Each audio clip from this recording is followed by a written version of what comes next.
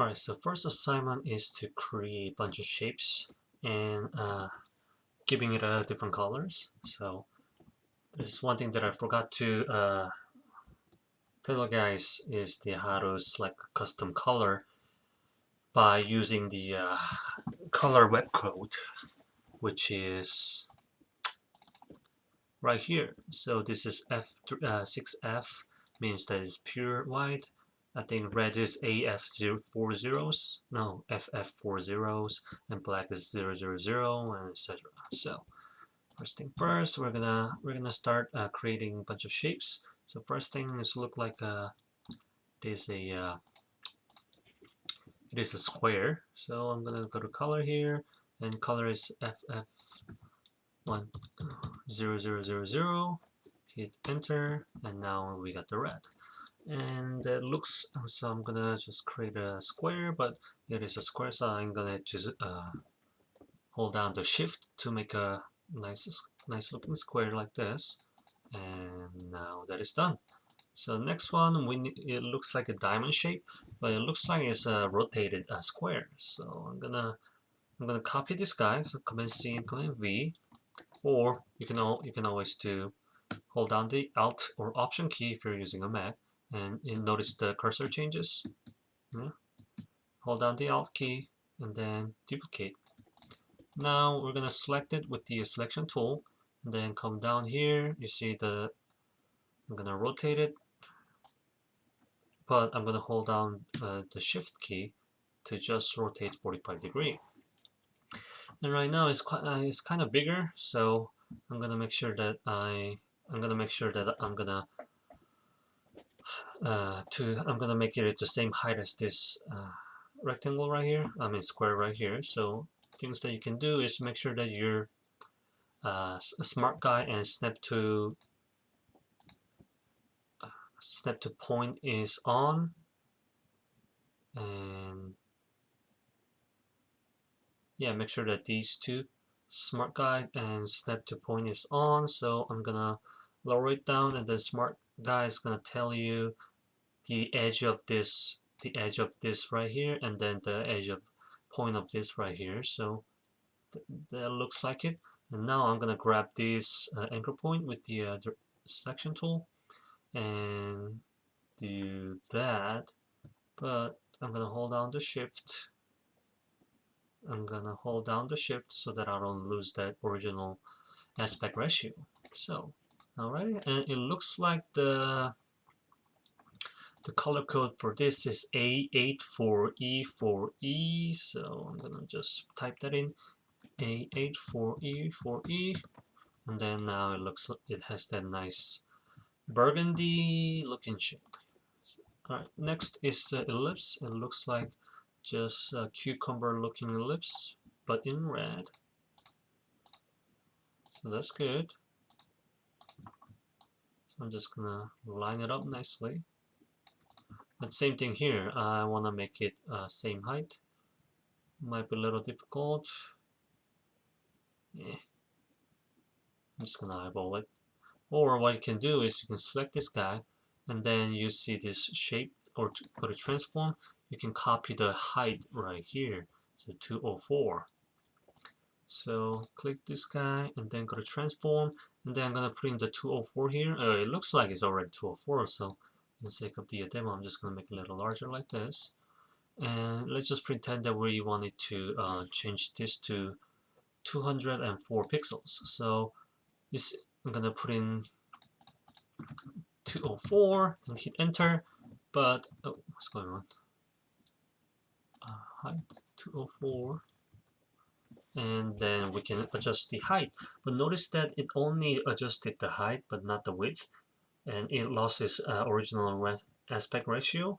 So what you can do is you can go to transform, and then you see this little link icon. If you have it selected, it's gonna adjust the width according to the height, and vice versa. So if I were to put it 1000 here, it's gonna adjust the width according to the ratio, so it's gonna do that. Whereas if I don't have that on and had put 1000 here, it's just gonna extend the height. So if you, in this case, we want it selected, we want it on, because we want to keep that original aspect ratio. So that's 204 right here. Yeah, and then I'm just gonna line it up nicely. And then 204 is arbitrary number, so I wanna make it 200 perfectly. So here I can see the transform, and this is 204. It's 204 because I lined them up perfectly. But if I were to have it something like this and select it, and the height is larger because this one is sticking out a little bit that much. So make sure that this is perfectly lined up with this, guys. So to do that, I can either drag it up and then the center point, have that center point meet each other.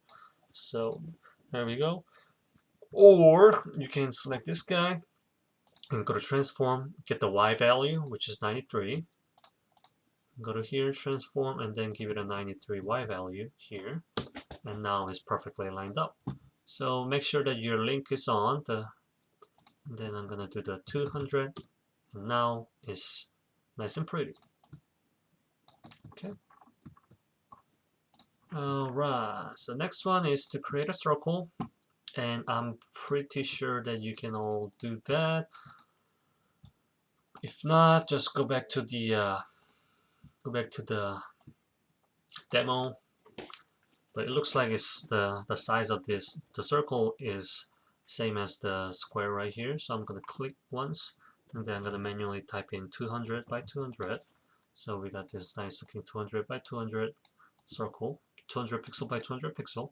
But the color is okay. Color is supposed to be FF 1, 2, 3, 4, 4 zeros, so which is red, but opacity is 50%. So I'm gonna select this guy, go to property menu right here. If you don't have that, go to window and go to property here. And then opacity, I'm gonna lower it to 50% and hit enter. So that is okay. And the next one, we're gonna create a triangle. So to create a triangle, we're gonna go to shape tool right here, but we're gonna select the star tool. And then we're gonna hit just one click right here, and then make sure the radius is 200 and then radius 2 is 100, but the point we're just gonna keep it a 1 point, and which will create a triangle looking like this. So I'm gonna line it up, but obviously this is way too big, so I'm gonna lower the height to 200 and make sure that this link is selected so that we keep the original ratio. So voila, that is good. And then I'm just gonna line it up with this guy, or center of the page. So that is, you notice this guy right here, when I move it around, that means that that is the center of the page. So I'm gonna move it right here. Same thing for this, I'm gonna move this to center of the page. And I'm just gonna move this according to, okay, I'm gonna arrange it nicely. I'm gonna match this center to this center right here. So I'm just gonna hold down the shift, so because I only want to go left. So I align it nicely, and then the center of the center point of this, I want to align that with the center of the page. So I'm gonna go up and boom. I forgot where the center is. The center is around right there. So boom, there we go. So that is the center of the page. Alright, next is we want to create a star that has the 5 points. So just click just like that, what you did, then put 5 here, and now we have the star. But obviously this is too big, so I'm going to put it 200 right there. Then I'm just going to center, I'm just going to align with this guy right here, and this guy is right here. So if I select it, the height is 200 pixel. So next thing has to do with the Pathfinder.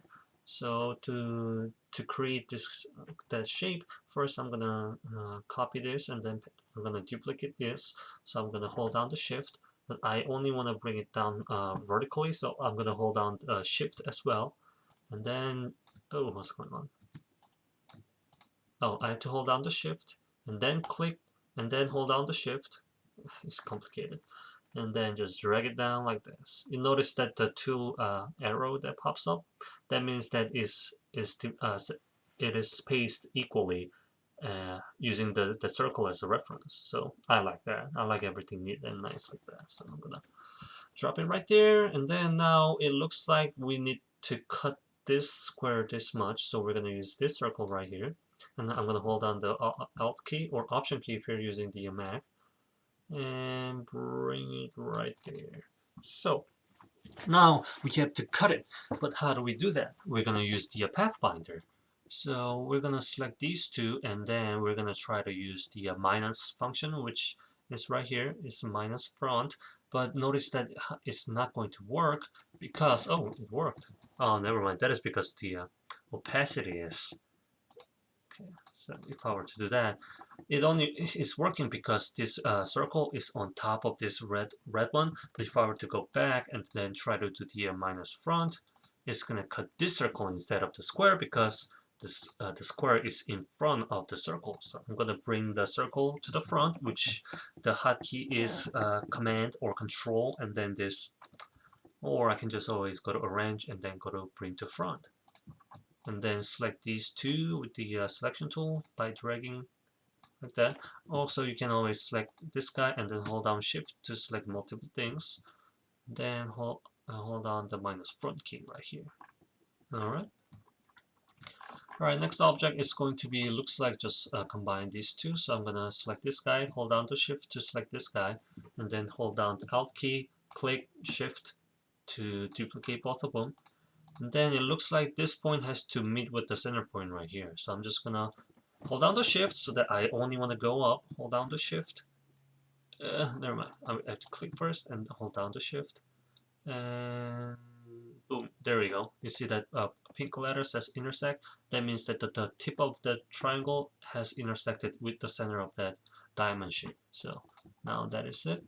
And then now we're gonna use the Pathfinder function as well. So select these two, and then we're gonna unite them because we wanna make it as a one shape. So notice that how this is two overlapping shape, but if I were to click this guy right here, now it's united shape. So that's good.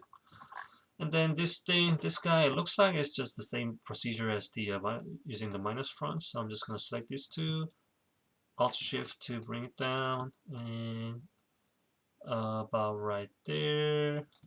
And select these two and minus front. Oh, never mind. So here's the point. Here's the problem. If I try to do the minus front, it's gonna cut the ellipse, not the circle. I mean, not the star. So I'm just gonna change this color of the star so that I can, differentiate better. So I'm gonna bring this star to the back. So I'm gonna go to Arrange, go to Send to Back, and then I'm gonna do the minus front. There we go. And then I'm going to change the color to the red so that it goes well with the rest of it. And yeah, that is the assignment. So that's how you do it. And I strongly suggest that you follow step by step, and I'm sure that you'll be able to finish this within 30 minutes. All right. I'll see you guys at the next assignment.